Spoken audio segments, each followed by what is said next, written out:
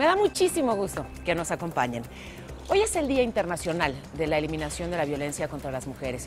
Fíjense, casi la mitad de las mayores de 15 años ha sido víctima alguna vez de violencia. Y todo puede empezar con una palabra o hasta con un gesto.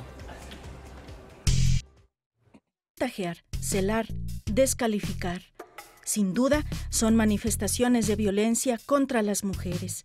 El violentómetro así lo define. Esta herramienta educativa es una regla que simula una escala de violencia gradual. Puede comenzar con una broma hiriente, pasar a una descalificación, una ofensa o una humillación en público.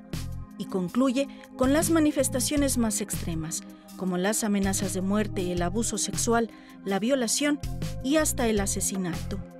Y lo que hicimos en un primer momento es elaborar una regla de escritorio que permitiera ser de utilidad tanto para las escuelas, en las casas, en las oficinas, y que se tuviera a la mano y fuera un elemento que nos permitiera hacer un análisis no solo de lo que a mí me pasa, sino de lo que yo también puedo estar haciendo hacia otras personas.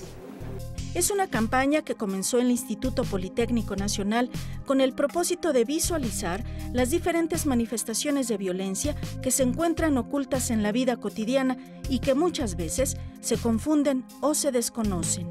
Es un material didáctico que iniciamos su utilización en pequeños cursos de sensibilización para estudiantes, que después se convirtieron en promotores juveniles por la no violencia, para docentes y para toda la población estudiantil, porque observamos con detenimiento que todo esto que se maneja como violencia no se nombra, se justifica plenamente.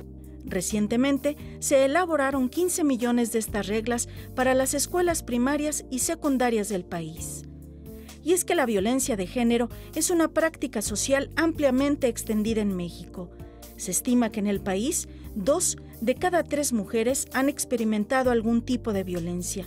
En la mayoría de los casos, el agresor es su pareja. De ahí que lo común es que las víctimas se abstengan de pedir ayuda o presentar una denuncia por temor o por los vínculos sentimentales que las unen con su pareja.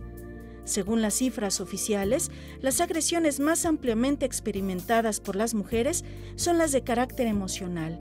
El 43% de las mujeres mayores de 15 años han vivido al menos una vez a lo largo de su relación insultos, amenazas, humillaciones y otras ofensas de tipo emocional.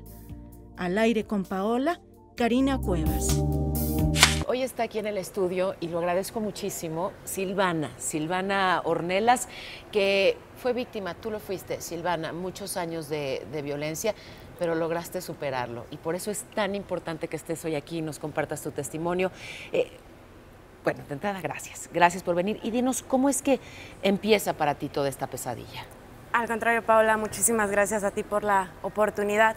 Y bueno, cuando yo tenía 16 años, comienza una relación en la que desde un principio hubo celos, hubo chantajes, hubo manipulación. Cuestiones como, déjame revisar tu teléfono para ver con quién estás hablando, dame las contraseñas de tus redes sociales, elimina a esa persona de tu Facebook, se volvieron cuestiones normales. El primer día que yo no quise que él viera mi teléfono, él me golpeó y como estaba muy enamorada, yo no quise dejarlo. Presento una primera denuncia en el año del 2011. Yo lo conocí cuando tenía 16 años y la primer golpiza sucedió a los 18. Entonces estaba totalmente anonadada con esa situación. Creí que era normal, me culpabilicé, que yo tenía la responsabilidad por hacerlo enojar, porque eso es lo que nos hacen creer los hombres violentos. Tú me haces enojar, tú me haces ser violento, tú me pones así. Ese tipo de cuestiones mermaron mucho mi autoestima. Después de esa primer golpiza, yo continué con él durante otro año y medio. Bueno, a ver, pero se da la denuncia y sin embargo sigues con él.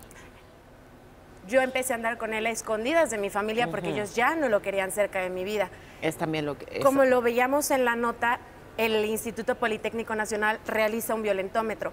Y una clave crucial para que un agresor pueda seguir lastimando a una mujer es que las aíslan, dejan de tener amigos, dejan de confiar en su familia, dejan de confiar en su alrededor. Sí, te alejan de todo aquel que podría rescatarte. Y es entonces cuando te cierras, ese dolor se vuelve interno y no terminas con esa persona por miedo, por vergüenza, por muchísimas situaciones, pero debemos de aclarar que no es por amor. Después de que te violentan, eso ya no es amor.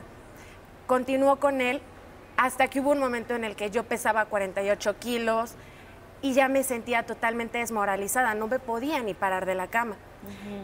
Pido ayuda, rompo el silencio porque es muy importante. Cuando una mujer dice ya no más, es porque tiene esa convicción de terminar con eso que le está lastimando.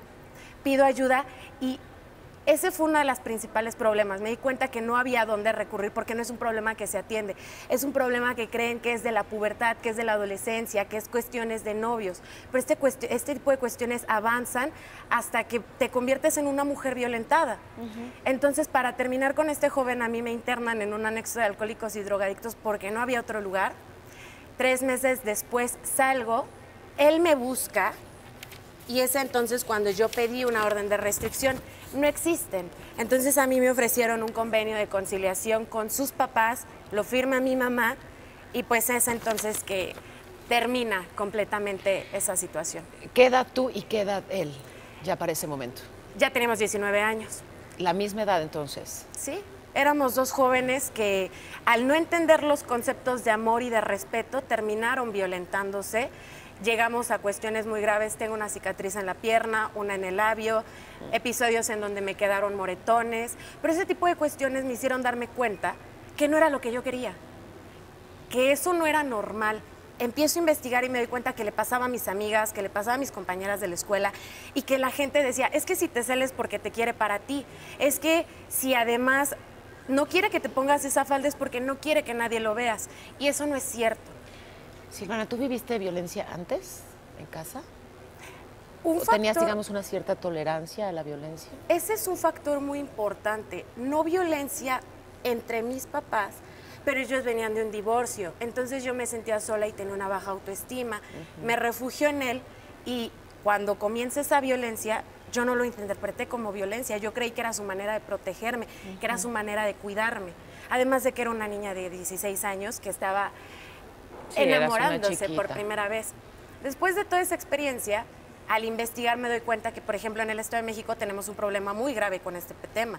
El 43% de las mujeres asesinadas son por pareja y no las asesinan de un momento a otro. Son cuestiones de violencia, son ciclos de violencia que se van repitiendo. Y muchos años de violencia que terminan en asesinato. ¿Cómo sales tú de este círculo de violencia? Porque habrá ahora mismo, vaya, es importante, por un lado, detectar estas alertas, ¿no? Cuando empiezas una relación y resulta que te cela muchísimo y que te revisa el teléfono y que te empieza a aislar de tu gente, cuidado. Esas son señales, cuidado, ¿no? Claro. Pero bueno, si ya ocurrió, y si estás en medio de todo eso, ¿cómo salir? ¿Cómo lo lograste tú? ¿Y cómo les darías fuerza a esas mujeres que ahora mismo te están viendo y escuchando y que necesitan encontrar una puerta, una salida? Rompan el silencio. El poder decir, estoy viviendo una situación de violencia, ayuda, te hace darte cuenta de que estás en el límite, que estás perdiendo absolutamente todo por una relación que no te hace feliz. Una mala relación te puede costar los mejores años de tu vida. Una mala relación te puede llevar al borde de la locura, de la tristeza, y debemos entender que eso no es el amor. Acércate a alguien, a algún amigo, pero es muy importante que la gente debe de aprender a no juzgar. Una mujer que vive violencia no lo hace por gusto, no lo hace porque quiere estar en esas situaciones de violencia. Lo hace porque realmente no entiende eso. Estoy viviendo violencia. Eso fue la parte más difícil para mí, pero me convierto en activista. Sí, eso es lo que está increíble. Tú encabezas ahora tu propia fundación para apoyar a otras mujeres. El investigar, el poder decir sí se puede, porque eso es lo más importante, poder decir sí se puede salir de ahí. Y si yo pude, tú puedes, porque absolutamente no es imposible. Esa fuerza viene de nosotros, esa fuerza de decir ya no más, amor no es violencia. Era una frase que yo me decía todos los días frente al espejo para decirme, vales mucho, y eso que te decía de que no valías nada no es cierto. Salgo a la calle, investigo, me reúno con familias y encontré una fuerza que jamás creí tener dentro de mí. se unen más jóvenes conmigo y me dicen, ¿sabes qué, Silvana? Tú me has dado el valor para poder decirle a mi novio que ya no quiero estar con él. Me han llegado mensajes y ese tipo de cosas son las que realmente valen la pena, lo que realmente me hace fuerte. Silvana, es de verdad importante poder esto estar que nos estás compartiendo. viva. Qué bueno que estás bien y con esa fuerza además, Sí. y que la contagias y que la compartes, y que hoy tu misión se ha convertido en eso, en rescatar a víctimas de la violencia. Es Silvana Ornelas. Gracias de verdad. Gracias a ti y sobre todo, amor no es violencia. Y quiero mandarle un saludo muy grande a mi mentora, a mi maestra, a la persona por la que he aprendido mucho en este caminar sobre qué realmente es el activismo, Marian Pudia. Muchas gracias.